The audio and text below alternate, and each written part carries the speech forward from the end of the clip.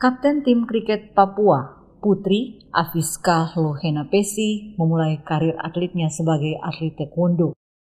Gadis kelahiran 20 Juli 1993 ini merupakan anak kedua dari 3 bersaudara dan merupakan putri seorang anggota TNI. Tahun 2009 ia tiba di Papua mengikuti tugas orang tuanya dan mengenyam pendidikan di SMA Negeri 4 Jayapura. Sebelum PON Papua, ia bermain untuk tim softball dan juga sudah sempat mengenyam beberapa turnamen seperti PON Riau dan Jawa Barat, di mana di keduanya ia bersama tim Papua mendapatkan medali perak.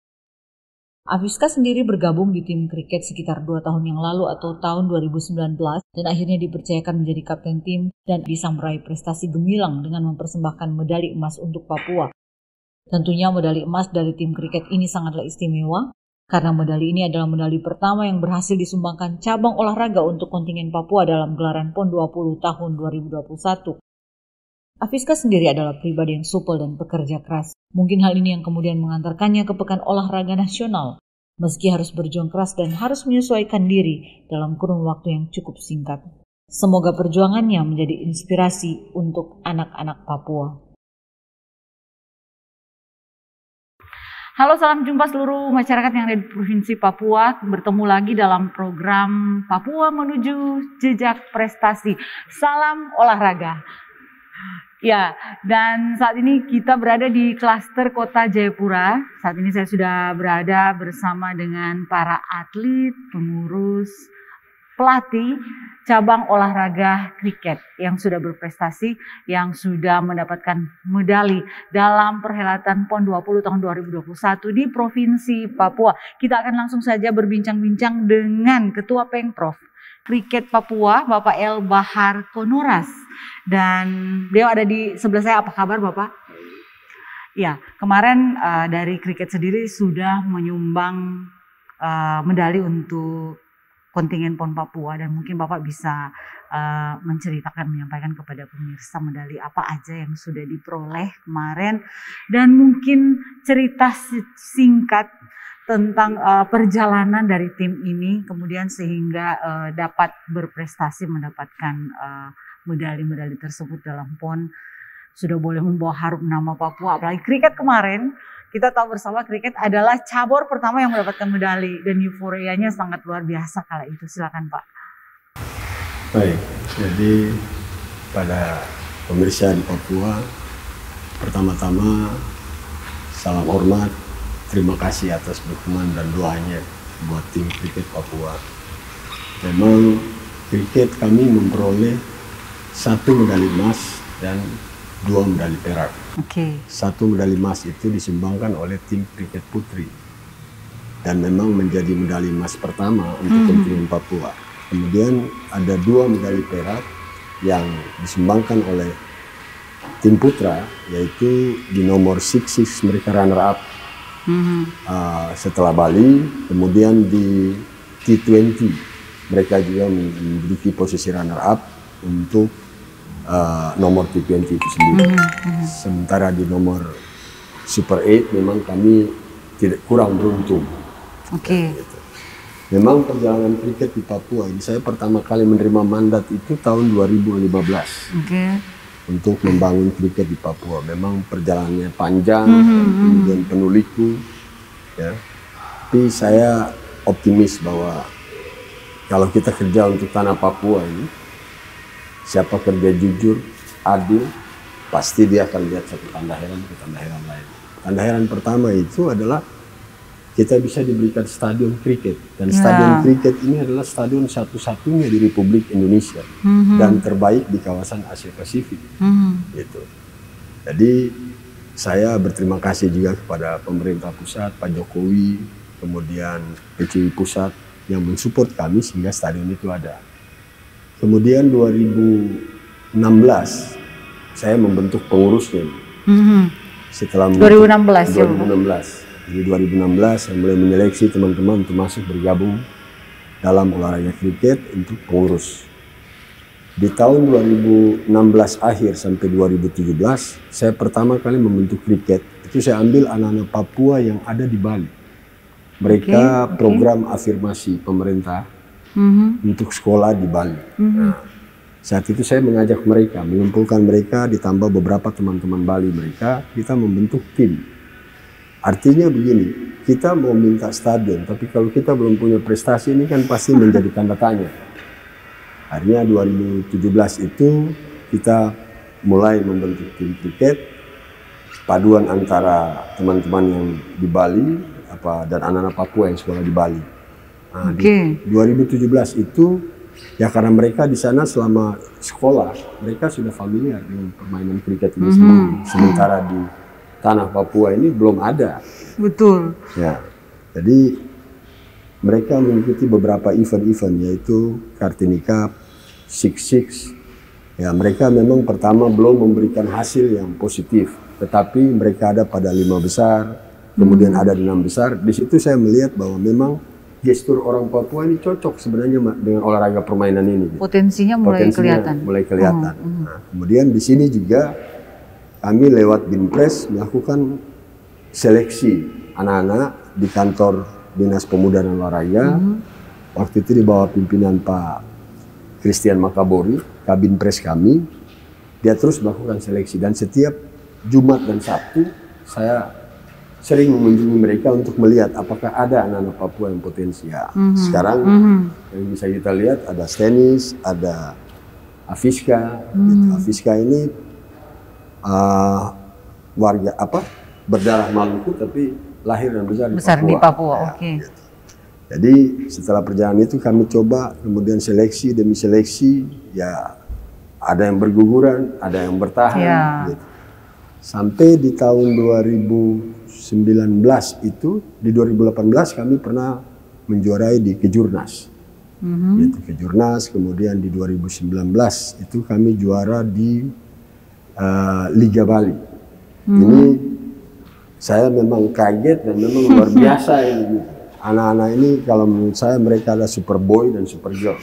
Gitu. Barang yang baru, kemudian mereka tekuni dan mereka bisa. Di 2019 itu mereka mulai mempersiapkan diri, kita TC PON mulai dari 2019 sampai 2020. 2 tahun itu kita TC.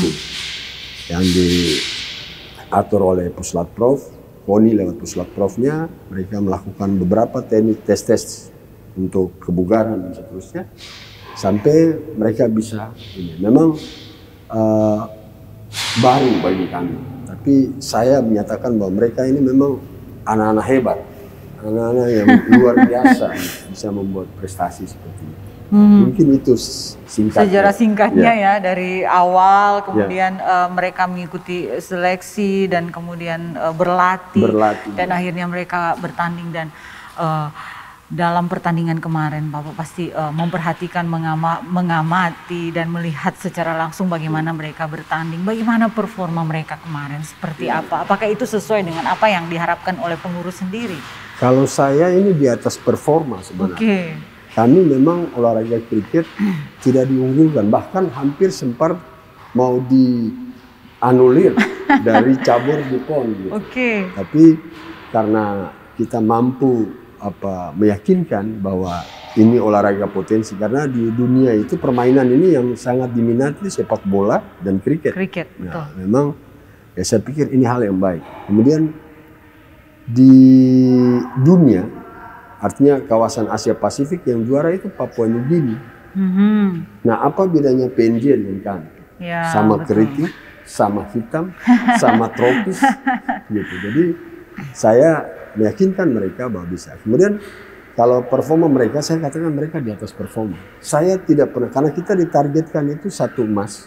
Jadi memang ada target 1 emas ya? Dikasih gitu, karena ketika kita paksa harus dimasukkan pada PON 20. Dikasihlah target. Targetnya 1 emas dan 1 perunggu. Gitu. 1 emas memang dari dari putri? Ya, memang putri dia lebih unggul karena dia punya kekompakan, kemudian mereka cepat menyesuaikan karena perempuan ini kan biasanya dominan rasanya daripada rasa. Tapi kalau teman-teman laki-laki ini kan masih banyak yang dia pertimbangkan. Tapi mereka, saya akui bahwa terima kasih kepada Coach Frankie asal Bali, dia yang melatih tim ini selama ini luar biasa. Tapi kekompakan itu terjaga dan memang di prestasi-prestasi saya melihat trennya putri itu memang cukup meningkat. Gitu. Sejalan dengan putra juga, cuman putri dia lebih meningkat. Nah itu yang membuat saya punya optimis bahwa putri bisa meraih medali emas. Makanya ketika saya ditanya target di KONI, yang bisa emas putra apa putri? Saya bilang kalau feeling saya itu ada di putri. Artinya dari pengamatan, kemudian ini saya lihat putri punya peluang yang lebih besar ketimbang putra. Tapi saya akui bahwa mereka cuma di target perunggu. Ketika di nomor 66 mereka mampu mengalahkan Jawa Barat. Jawa Barat ini betul. Dia di peringkat yang di atas. Gitu. itu yang memang satu yang spektakuler bagi saya, bahwa mengalahkan Jawa Barat, kemudian putri mampu mengalahkan tim Bali yang hampir diisi sebagian besar timnas. Betul. Gitu loh. Padahal kita cuma diperkuat oleh beberapa pemain Bali yang juga memang punya potensi. Yang penting ini kan tim, rasa kebersamaan itu yang paling penting. Karena ini main tim kan? Main tim gitu. Jadi memang bukan saya akui individu, betul. Ya, orang Papua ini kan orangnya luas, fleksibel, siapa saja dia berteman dia mau gitu. Nah itu yang membuat saya begitu yakin bahwa anak-anak ini adalah anak-anak yang hebat. Saya bangga memiliki punya mental juara juga berarti. Mental juara juga. Baik, dan tentunya setelah ini sudah punya prestasi nih. Jadi seharusnya kan ini jadi motivasi untuk mereka, pastinya tim yang sudah ada ataupun mungkin anak-anak Papua lainnya yang mungkin sebenarnya punya potensi tapi masih belum menemukan jalan untuk ke sana ya Pak. Jadi ini juga dari Pengprov jadi PR juga bagaimana melanjutkan prestasi ini dan bagaimana kemudian bisa membina anak-anak yang ada di Papua, anak-anak lain yang ada di Papua agar ya seperti Bapak bilang kita punya stadion yang berstandar internasional. Bagaimana Pengprov kemudian akan ke depan akan mengelola ini, akan membina agar supaya olahraga ini bisa terus bertumbuh berkembang di Papua. Ya, memang pertama yang saya pikirkan adalah mengenai stadion. Stadion ini saya lagi berupaya untuk bisa disertifikasi secara internasional oleh ICC, International Cricket Council.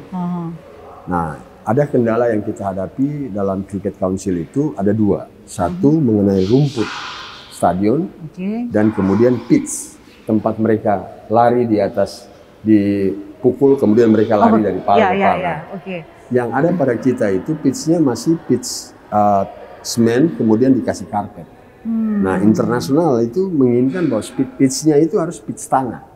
Nah ini yang mungkin kita saya akan bicarakan dengan pihak pemerintah, KONI, Disorda dalam hal ini untuk coba kita bisa mampu itu. Karena kalau dengan standarisasi, kalau di ICC, kalau kita memenuhi standar internasional, tentu akan ada event yang akan mereka arahkan ke Papua. Yang kedua, bahwa ada bantuan dana dari International Cricket Council untuk stadion itu sendiri. Untuk pemeliharaan stadion ini ya. Jadi saya pikir ini hal yang positif. Itu yang pertama. Yang kedua, untuk develop, artinya pengembangan dari olahraga kriket itu, saya punya 3 Pengprov hari ini. Kota Jayapura, Kabupaten Jayapura. Pengurus daerahnya? Ya, yang pengurusnya sudah ada SK-nya, cuman kita belum kukuhkan mereka. Kota Jayapura, Kabupaten Jayapura, dan Timika. Kenapa 3 daerah ini? Timika itu tempat mengumpulnya ekspatriat. Orang-orang Australia banyak sekali bekerja di Freeport. Betul. Jadi ini membuat potensi kita untuk develop. Kemudian Kabupaten Jayapura, karena stadion itu ada di Kabupaten Jayapura, tentu Pengcap itu harus ada. Sehingga kita akan buat beberapa social game untuk memasyarakatkan kembali olahraga kriket. Kota Jayapura ini kan kota jasa. Ibu kota provinsi juga. Ibu kota provinsi juga. Kedepan yang saya inginkan bahwa Pengcap bisa mengembangkan sport tourism. Karena dia kota jasa. Nah, kita punya stadion. Kemudian yang ketiga, saya mendapat kabar bahwa timnas itu bulan November akan TC di stadion kriket kita. Karena memang cuma 1 stadionnya. Kemarin hasil diskusi saya dengan beberapa pengurus, kemudian dengan coach pelatnas, Mr. Nuwan, dia sampaikan kalau kita Indonesia mau dapat medali emas, kita harus latihan di stadion ini. karena standarnya ini sudah memenuhi standar internasional. Nah, kemudian yang keempat, untuk pengembangan anak-anak, kita akan membentuk di tiap kabupaten itu kita bentuk 4 sekolah saja dulu ke depannya. Jadi SD, SMP, SMA, dan perguruan tinggi. Kenapa SD, SMP, SMA? Ya tentu untuk pembibitan. Untuk perguruan tinggi ini, kita ada satu event di tahun 2022 itu yang namanya POMNAS, Pekan Olahraga Mahasiswa Nasional. Dan kriket kemudian dipertandingkan di situ. Nah, ini saya pikir ini peluang, jadi ada tujuan. Kemudian develop lagi, saya kalau sudah terbentuk 4 kabupaten atau 5 kabupaten, kita sudah bisa bikin porprov. Kalau sekolah-sekolah tadi kita bisa bikin Porsenidikjar, ini bisa. Dan kemarin saya diskusi, ada beberapa teman-teman yang di Bali yang lebih menguasai, saya diskusi, Pak bentuk 4 aja. Nah, di tiap-tiap kabupaten yang saya mau berkembang ke depannya itu setelah 3 ini, saya melirik Biak dan Merauke. Biak kenapa? Karena memang gesturnya pas. Dia butuh strong arms, artinya ini kekuatan yang kuat. Tangan. Karena mereka dayung dan segala macam, nah itu. Kemudian di Merauke juga sama. Itulah rencana develop ke depan yang akan kami Pemprov lakukan, tentu disupport oleh pemerintah dan KONI itu sendiri. Iya, jadi penting sekali memang untuk, karena sudah ada stadion ya kita di sini, dan penting sekali pembinaannya seperti mungkin ke sekolah-sekolah ya Bapak, sekolah-sekolah, dan juga dilaksanakan turnamen-turnamen ini ya. Karena turnamen-turnamen ini nanti kemudian akan menghasilkan banyak bibit yang berprestasi pastinya. Benar. Dan memang di Indonesia juga kalau tidak salah kriket ini berkembang juga sangat luar biasa ya. Kriket. Jadi dengan Papua, dengan kita sudah tahu karakteristik fisik dari orang Papua yang memang diberi karunia fisik yang luar biasa, yang kuat. Jadi memang potensinya juga besar pastinya. Sangat besar. Iya. Dan mungkin apa yang bisa Bapak sampaikan untuk anak-anak muda, motivasi anak-anak muda Papua di luar sana yang saat ini mungkin ingin sebenarnya namun belum menemukan jalannya, belum tahu ini harus kemana ini, harus seperti apa kita ini. Apalagi sekarang kan ada kakak-kakaknya yang sudah bisa berprestasi, karena pasti Papua ini adalah gudang atlet. Dan mungkin bisa menyampaikan juga ini kriket ini seperti ini kepada mereka. Baik, sebenarnya kriket ini adalah satu olahraga yang asasnya itu adalah kekeluargaan sebenarnya. Ya, dalam kriket kita kenal yang istilahnya namanya brotherhood. Kita ini bersaudara semua. Ya, saya berharap bahwa anak-anak muda di Papua ini multi talenta dan luar biasa. Kami akan membuat jadwal untuk social game. Silakan mereka datang. Mau belajar, mau ini, kami siap. Kakak-kakaknya ini juga siap membantu. Dan memang mereka, para kapten ini akan saya libatkan dalam di kriket itu RDO, develop, ya, regional develop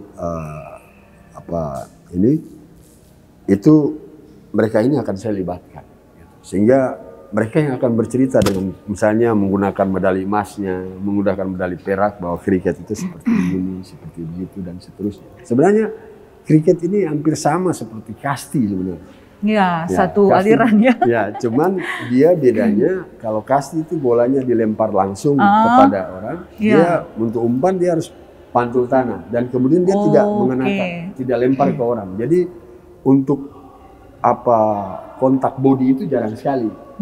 Jadi mereka pukul bola dan run. Jadi tidak ada, ya kalau main bola kan kita masih jaga bola dan pasti berhadapan-hadapan. Tapi kriket ini tidak ada seperti itu. Jadi sehingga untuk terjadi potensi ribut dan berkelahi itu sangat susah. Kemudian di kriket juga keputusan wasit itu mutlak, nggak boleh ada yang bantah, karena mereka punya sertifikasi internasional dan punya sertifikasi bahwa tidak bisa kita atur-atur dan segala macam, nggak bisa. Karena memang mereka hampir semua ini wasit-wasit yang sudah disertifikasi secara internasional.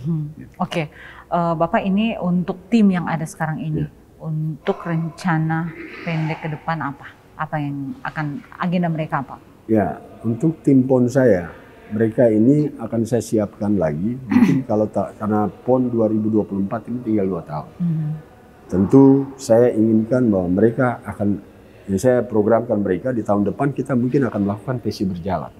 Karena di 2022 ada Kartini Cup, ada Kejurnas, ada Siksis, jadi ada Cendrawasih Cup yang akan kita buat juga di sini. Okay.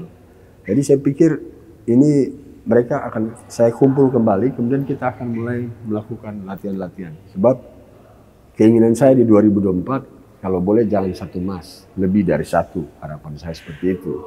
Gitu. Betul. Jadi itu yang saya siapkan mereka. Selain kita develop mengembangkan sosialisasi olahraga, tapi kita juga mempersiapkan prestasi kita menuju 24 dengan event-event yang ada.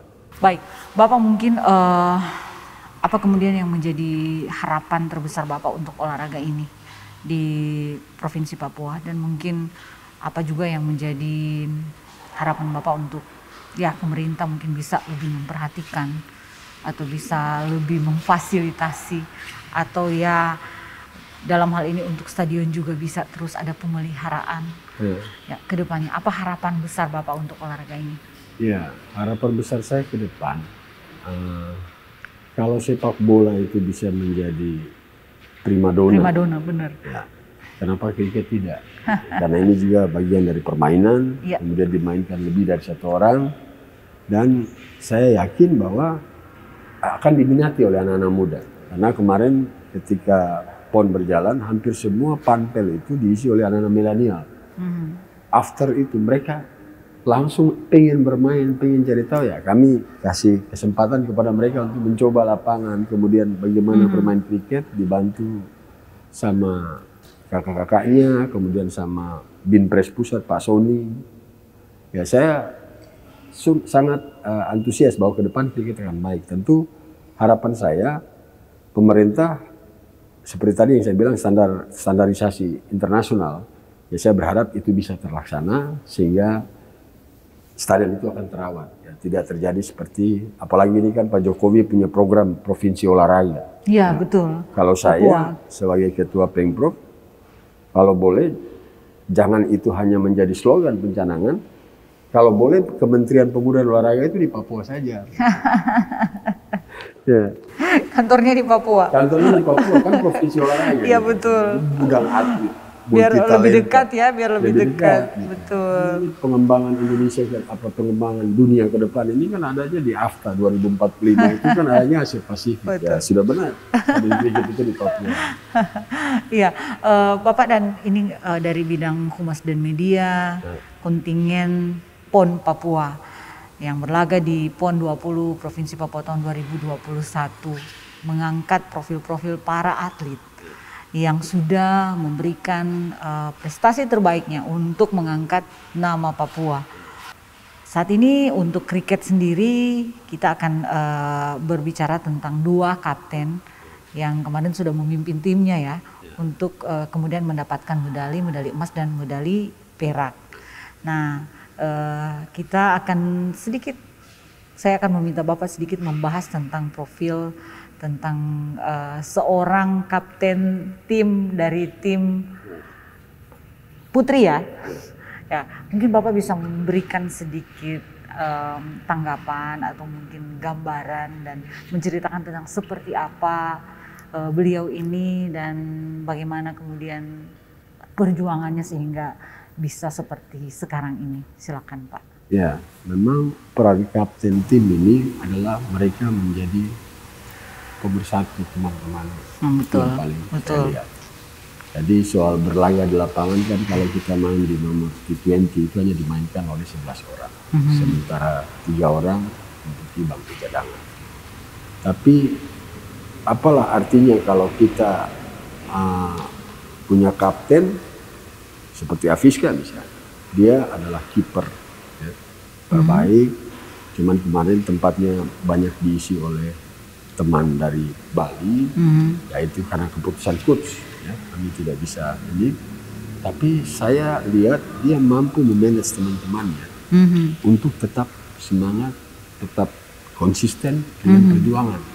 Nah, itu yang saya lihat dari Afiska. Potensinya ke depan seperti apa? Afiska pasti saya yakin ke depan akan lebih baik. Ya, saya yakin dia perempuan yang hebat. Ya. Dia dulu kalau saya tidak salah dia di softball.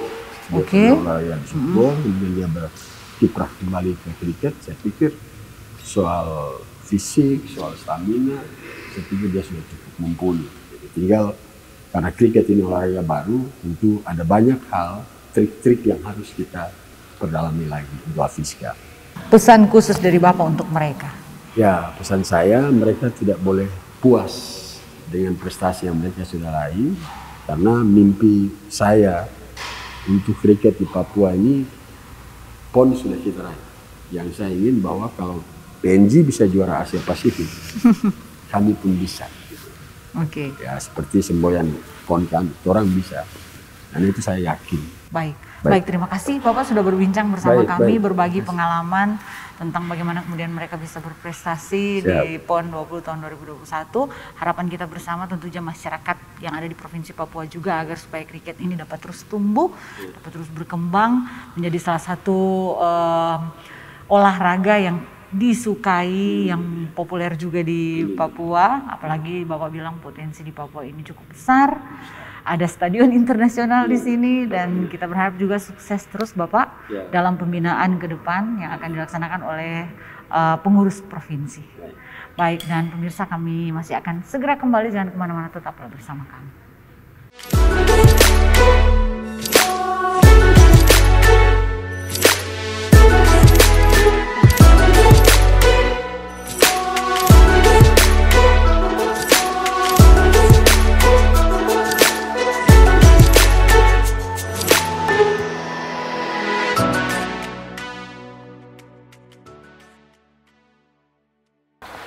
Halo masyarakat yang ada di Provinsi Papua, bertemu lagi dalam program Papua Menuju Jejak Prestasi. Salam olahraga.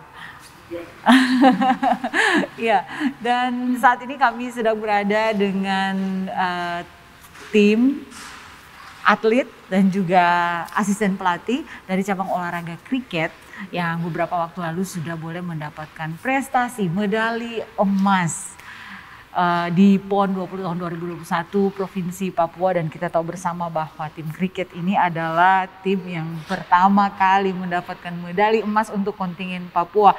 Dan kita sendiri masih ingat, saya sendiri masih mengingat bagaimana euforia kala itu, bergembiranya kita ketika tim kriket dikabarkan mendapatkan medali emas. Nah, saat ini di samping saya sudah ada Afiska Lohena Pesi yang merupakan kapten tim untuk tim putri ya, yang kemarin dapat medali emas. Bagaimana, apa kabarnya? Puji Tuhan, baik.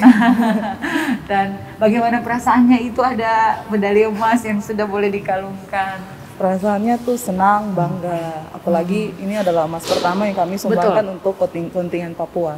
Iya. Yang pasti kemarin dapat emas dan ini adalah pencapaian bersama dengan teman-teman yang lain juga ya. Ya, dan teman-teman sendiri, teman-teman yang lain juga seperti apa, mungkin bisa ceritakan apa yang setelah dapat emas, mungkin apa yang dilakukan, seperti apa juga euforia yang ada di tim ini ketika mendapatkan medali emas ini. Untuk yang pertama pas memulai mendapat emas itu semua tuh kayak tidak percaya begitu, karena kita pokoknya tuh yang penting tuh berjuang, poinnya berapa tuh kita penting berjuang sampai selesai. Terus tiba-tiba begini tahu kalau udah menang, semua lari ke tengah-tengah lapangan, terus langsung menangis semua kan, karena memang jujur saja perjuangan yang kita lewati itu tidak mudah. TC selama 2 tahun, fisik yang dikasih oleh pelatih yang begitu berat, tapi kami semua bisa lewatin dan itu tuh ada hasilnya ternyata. Itu yang bikin kami kayak senang sekali, emosional. Iya, medali emas loh ini. Iya, medali emas. Dan di samping Afiska ada Ibu Asisten Pelatih Sepina Ermebri. Halo Ibu, apa kabar? Baik. Ibu dapat medali emas, bagaimana perasaannya Ibu? Oh, untuk saya sebagai pelatih, saya rasa bangga, senang sekali. Sampai, akhirnya dia sadar sampai bisa rasa bangga akhirnya sampai menangis. Saya masih, pikiran begini, kita itu atlet baru dari nol, masih kosong sekali, tapi kita bisa mendapat medali, apalagi kita bisa kalahkan atlet yang atlet pelatas. Jadi berasa bangga, itu luar biasa sampai menangis itu. Iya, dan Untuk Josephine, untuk Afiska dulu. Kita ke Afiska dulu. Ya, sudah berapa lama main kriket? Kalau saya sendiri baru 2 tahun terakhir ini. Sama berarti 2 tahun terakhir ini. Sebelumnya saya tuh atlet softball. Oke. Iya. Dan kemudian tertarik dengan kriket. Iya. Atau juga karena lihat peluangnya di kriket atau seperti apa kok bisa? Sebenarnya masih jadi atlet softball ya, cuma tahun ini ada batasan umur di softball yaitu U23. Akhirnya ada pengurus kriket yang mungkin tertarik sama saya, akhirnya ayo coba main kriket karena kan basicnya hampir sama seperti softball. Jadi ya memang jadi kayak bukan hal yang baru, kayak biasa saja gitu, kayak sudah biasa main softball gitu, main jadi kriket. Jadi tinggal mungkin untuk aturan-aturan permainannya ya yang mungkin lebih didalami, tapi sebenarnya dasarnya sama ya? Iya. Cuma memang harus dipoles sedikit. Iya, betul. Iya, tekniknya karena agak sedikit ada beberapa bedanya yang sama. Bedanya gimana? Kalau di softball itu kan tangkapnya pakai glove, ada sarung tangan. Nah, kalau kriket itu tidak, tangan kosong. Iya. Jadi itu tapi tetap beda ya? Iya, tetap berarti beda. untuk tangkap dengan tangan kosong dan iya, benar. Kalau Afiska sendiri pemain apa ini? Maksudnya kan biasanya kalau di ini ada yang di depan, di belakang, ada yang penangkap, ada yang ini. Saya wicket keeper. Wicket keeper itu yang tangkap di belakang. Iya. Tapi bisa juga ditaruh di posisi lain. Tapi saya tidak bisa bowling karena memang basic saya kan softball ya. Jadi agak susah untuk diubah untuk jadi bowling. Jadi memang di softball posisinya seperti itu. Di softball memang seperti itu posisinya atau? Iya, benar. Saya di softball posisinya catcher, seperti di kriket posisinya catcher tapi disebut wicket keeper. Iya. Baik. Dan Ibu dulu. Ibu ini Ibu melatih anak-anak cewek. Anak-anak perempuan ini ada berapa orang mereka ini? Pertama sekali saya melatih atlet putri itu ada 8. 8 di Jayapura. 8 kita. Itu pun juga 8 itu pertama kita cuma 2 sampai sudah masuk penampungan TC. Itu 8. Kita latihan 8 Iya, kita latihan 8 orang saja. Iya, dari nol. Dari nol, dan ada 8 orang. Dari nol, jadi 2, 3, lama-lama 8. Pas 8 kita berangkat dari Jayapura ke Bali. Iya, ada 8 anak perempuan, anak gadis perempuan, atau mungkin ada juga yang sudah menikah ya? Sudah, ada 1. Jadi ada 8 perempuan yang harus dilatih. Dan ini tentunya bukan hal yang mudah, ya kan Ibu? Apalagi ini cewek-cewek, perempuan ini. Kita kan perempuan tidak seperti laki-laki, baik dari segi fisik mungkin, dan juga ada waktu-waktunya perempuan ini, ya moodnya gampang berubah, dan ya perempuan kita juga ada, mohon maaf, ada dalam sebulan kita ada periode khususnya. Ya, bagaimana kemudian mengatur anak-anak perempuan ini, mungkin jangan sampai ketika permainan tiba-tiba mau bertanding ada periode khusus. Dan bagaimana juga agar supaya tidak ada perselisihan, tidak ada cekcok di dalam. Dari pelatih metodenya seperti apa? Jadi sebelum anak-anak kita bilang yang putri kalau misalnya datang bulan, itu datang bulan itu biasanya tanggal berapa kita ini? Ya pas kalau mereka datang bulan, mereka datang bilang, mereka biasa panggil saya mama, mama, saya lagi begini, lagi datang bulan. Oh iya, jadi saya tidak latihan dulu, nanti mama tolong bilang bapak pelatih. Oke. Sudah. Mereka hari pertama itu memang kalau hari pertama biasanya kan sakit, mereka istirahat. Istirahat saja, nanti mama yang bilang bapak pelatih. Jadi memang diberikan dispensasi untuk jadi begitu. Saya bilang ya perempuan tinggal. Sudah, nanti mama yang laporkan aja sama pelatih kepala. Sudah, diterima. Ada tidak sempat terjadi, ya namanya juga perempuan kan, sempat terjadi ya cekcok sedikit, pernah terjadi? Ya pasti terjadi, tapi ya berkat ada kapten. Nah, ya kapten sudah, nanti kalau ada teman yang begini-begini nanti kau yang ini nanti selesaikan masalahnya, nanti kita dilaporkan sama kita sebagai pelatih. Baik, Ibu pelatihan seperti apa yang dilakukan untuk mereka? Seperti apa pelatihannya? Mungkin bisa ceritakan. Untuk fisik yang seperti apa? Kita kasih latih itu namanya permainan yang keras. Memang enjoy tapi keras. Kita fisiknya juga harus yang bagus. fisiknya bagus, semua kriteria tentang fisik itu, misalnya powernya, endurance-nya, agility-nya semua harus bagus. Mereka memang dasarnya mereka semuanya fisik mereka bagus, jadi untuk kita melatih fisik bagus semuanya. Tidak ada yang ini. Mental.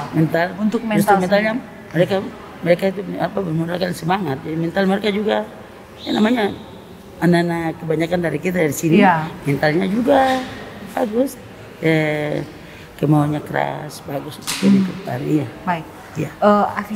Afiska sendiri jadi kapten tim ya. Iya. Apakah di softball kemarin memang sudah berpengalaman menjadi kapten tim atau ini pertama kalinya jadi kapten tim, dan bagaimana perasaannya ketika ditunjuk menjadi kapten?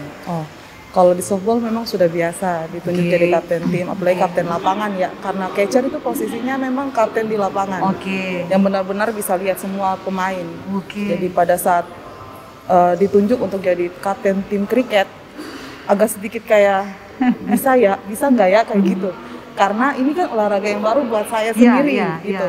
Tapi saya kembali bicara ke diri saya bahwa kamu punya pengalaman yang kamu bisa bawa dan bagi untuk teman-teman ini. Jadi kalau dikasih kesempatan berarti itu tanggung jawab yang kamu harus selesaikan, itu saja. Kalau menurut Afiska yang menarik dari kriket yang berbeda dengan olahraga lainnya apa? Kalau menarik, misalnya itu yang tangkap bola nggak pakai glove. Kok ada olahraga seperti itu, tapi mengasihkan begitu. Nah, kalau udah tahu basicnya kan, memang tangkapnya tangan kosong, tapi kan ada harus pakai basic supaya jangan sampai tangan itu sakit, begitu.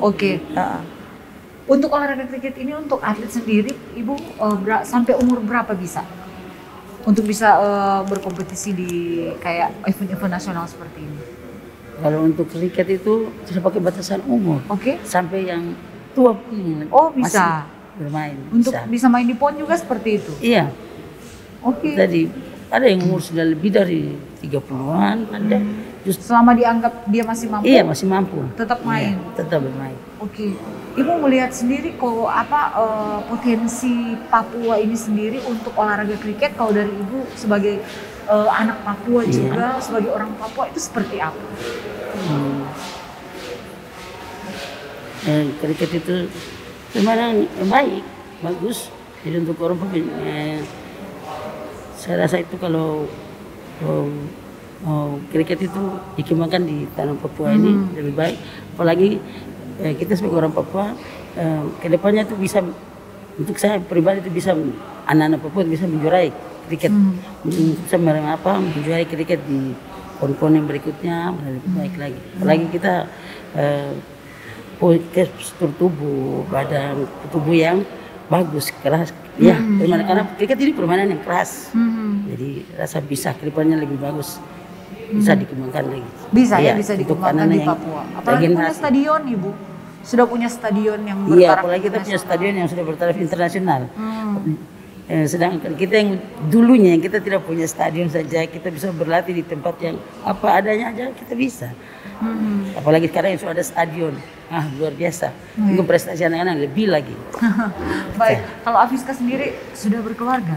Belum, masih nona. Baru lama jadi atlet seperti ini.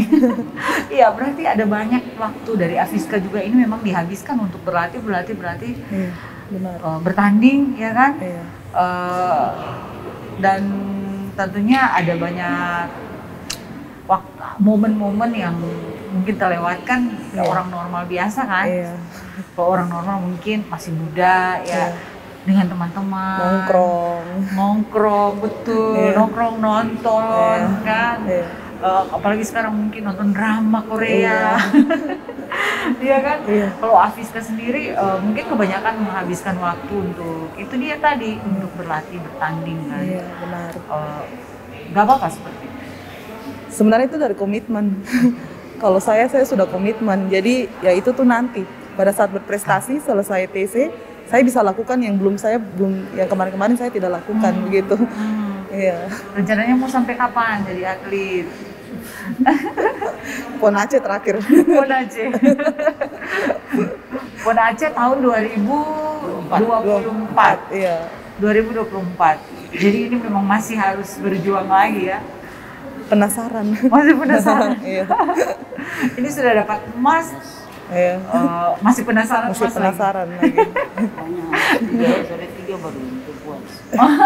Ya kita kan mainnya kan 3 nomor. Ini kan dapatnya satu nomor. Ya. Oh, ya. Masih penasaran, masih haus akan prestasi.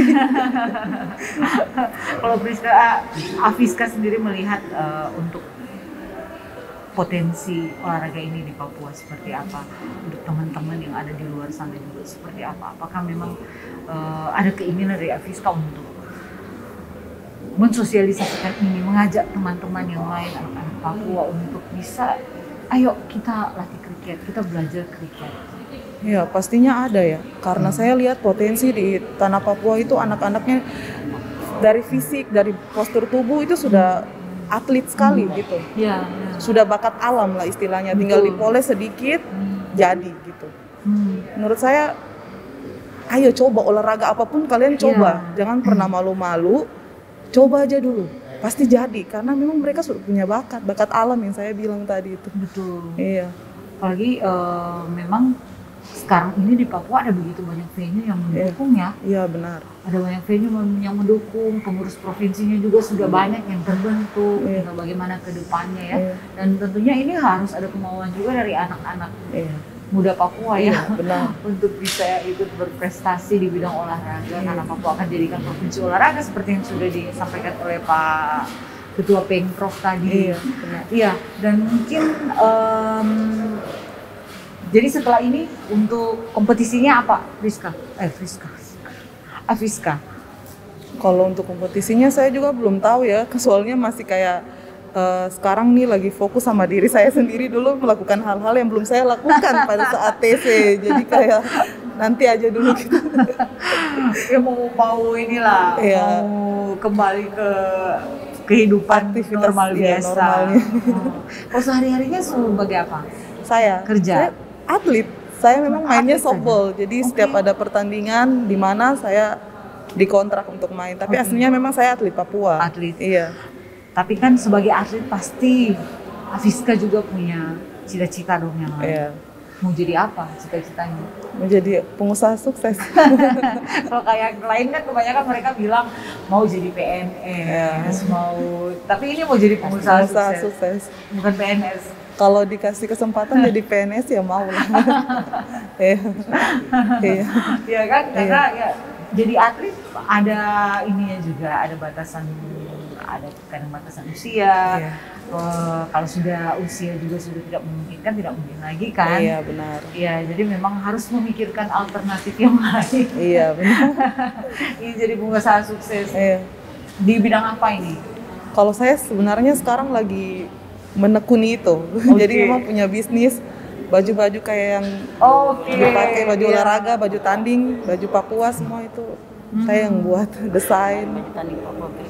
Selama ini dukungan keluarga seperti apa? Kalau dukungan keluarga luar biasa ya. Apalagi saya keluarganya di Ambon, tapi saya merantau di Papua sudah dari main softball itu main dari Papua. Sudah sejak kapan? Sudah dari 2009. Ya, 2009 main untuk Papua. Dan keluarga mendukung? Mendukung. Jadi waktu itu datang ke sini sendiri? Sebelumnya bapak saya tugas di sini. Tentara kan bapak saya. Iya. Terus akhirnya sebelumnya saya atlet taekwondo, terus akhirnya pindah ke softball. Nah, habis dari softball pindah ke kriket. Luar biasa juga ya. Tapi ya mungkin di kriket ini akhirnya menemukan akhirnya menemukan kalau memang ini olahraga yang bisa ini, ya kan? Karena buktinya dapat medali emas yang tidak didapatkan di olahraga-olahraga yang sebelumnya digetukung, ya kan? Dan ke ibu dulu, ibu, menurut ibu Afiska ini atlet yang seperti apa? Afiska ini atlet yang luar biasa, luar biasa. Karena pertamanya Afiska kita latihan di sini tuh, Afiska dia lagi di Jogja ya, di Bandung. Nah, kita latihan sampai bulan April 2020 baru Afiska bergabung. Kita sudah di Bali, baru Afiska bergabung dengan kita di sana. Padahal dia datang itu berlatihan dengan gabung dengan kita itu nol. belum tahu, di sana baru dia mulai belajar. Makanya kita bilang dia ini artinya luar biasa. Semangatnya luar biasa semangat, ya Ibu. Yang paling utama itu semangatnya, tenaganya, powernya luar biasa. Pokoknya awalnya memang awalnya sudah dasarnya dari atlet ya, Iya, dari atlet betul. softball, jadi basicnya memang luar biasa. Ya, baru untuk merangkul anak putri juga, ya kita anggap anak putri anggap dia ini sebagai ibu sudah untuk mereka. Nah, biar mereka panggil Senior mama. ya, mama sudah juga, senior iya. juga untuk mereka. Yes, bagus. Iya. Ada lagi Ibu? Dah. Iya. Oke, Afiska, medali ini didedikasikan, dipersembahkan untuk siapa? Pertama saya dedikasikan untuk orang tua saya. Oke. Yang kedua untuk masyarakat Papua.